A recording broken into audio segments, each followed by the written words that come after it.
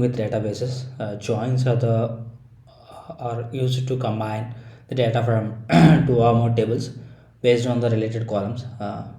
Let's start with the left join. Left join, or we call as a left outer join. It's like a return all the rows from the table and matches the rows from the right table. If there is no matches, null values are returned from the right table, the columns.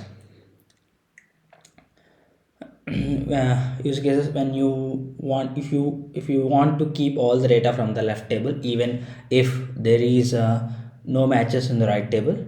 That's why we use the left join, and I show you the example once the explanation is done. Then we have the right join or right join or right outer join. Define the return all the rows. It's similar like a left join, but it works on the right table, like return all the rows from the right table and matches the rows from the left table. If there is no matches of the nulls, values returned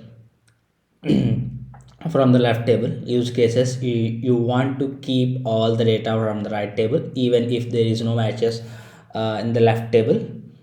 And then we have the inner join. Inner join is one of the most important and crucial joins in the SQL joins. Return only the rows where there is matches the both tables. With no matches or excluded. Use cases, if you want to only the data exist in the both table. And then we have the full outer join, like it's a full join or full outer join.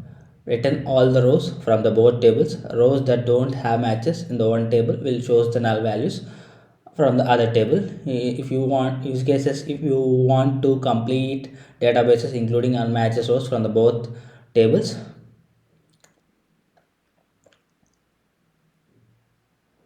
That's it.